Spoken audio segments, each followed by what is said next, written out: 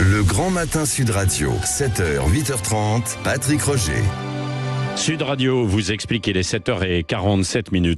Financement étranger, manquement éducatif. Pourquoi le lycée musulman Averroès de Lille pourrait perdre ses subventions d'État? Le préfet du Nord dénonce des manquements éducatifs et un financement par le Qatar. Alors nous sommes avec Georges Malbruno, co-auteur du livre Qatar Papers avec Christian Chesneau, qui a été publié il y a quelques années, qui faisait état de financement étranger justement du lycée Averroès de Lille. Bonjour Georges Malbruno.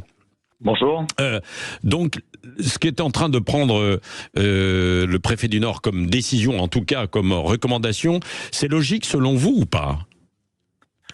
Oui, c'est assez logique dans la mesure où nous avions révélé un financement étranger par l'ONG Qatar Charity de ce lycée Averroès d'un montant même supérieur à ce qui avait été annoncé. On avait produit tous les documents, virements bancaires et lettres qui prouvaient ces versements pour au moins, on parle d'1 million, même probablement 3 millions. Ouais. Et alors, ces versements n'étaient pas illégaux, effectivement, mais ils posent la question de l'influence étrangère, la question qu'avait immédiatement soulevée après notre livre Xavier Bertrand et qui avait demandé donc justement au rectorat de revoir ce contrat d'association.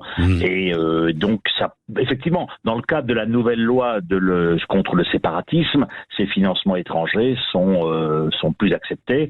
Donc ça me semble assez normal parce que même si Averroès est un très bon lycée, que si les cours sont globalement les mêmes que dans le secteur public avec quelques petites spécificités, c'est là où réside le problème, eh bien il y a quand même une petite musique comme nous l'avait dit un certain nombre à la fois d'enseignants et de personnel qui connaissent ce lycée, une petite musique qui est proche de la musique frère musulmane parce que eh bien le Nord, Averroès, a toujours été un peu le bastion historique de ce qu'on a appelé avant l'Union des organisations islamiques de France, c'est-à-dire la branche française des frères musulmans. Donc oui, il y a une logique, le pouvoir politique et le ministère de l'Éducation, après avoir beaucoup tergiversé, je dirais, bien aujourd'hui prennent la décision de suspendre ce contrat d'association avec Averroès. Oui, c'est ça. Mais il faut, puisque vous l'avez dit, Georges Malbruno, c'est pas illégal de financer. Ensuite, c'est ce qui se passe à l'intérieur de l'établissement. C'est là où il pourrait y avoir, c'est ça, problème, quoi.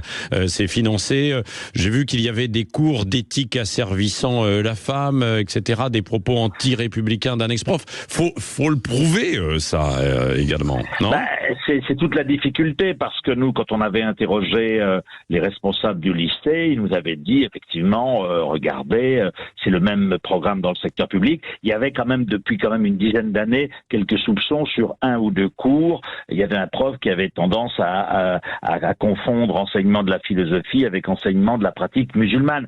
Mais on est toujours dans cette zone grise.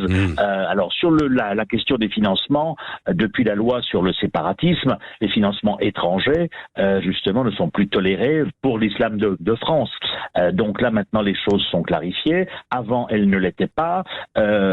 Donc c'est très difficile effectivement de prouver que ce lycée pratique ou en tout cas enseigne un islam qui n'est pas compatible avec la République. Mais ce qu'il faut bien voir, et c'est ce qu'a vu ce qu'ont vu les autorités, c'est que la philosophie de Qatar Charity, quand elle donne de l'argent comme ça à des établissements, comme on l'avait révélé dans notre livre, l'objectif c'est de conserver l'identité islamique, d'apporter un service à la communauté musulmane, l'aider à l'évolution de ses fils, ça je les cite, pour la nouvelle génération de musulmans. Donc effectivement, on est dans un cadre qui dépasse peut-être celui de la République et de la laïcité.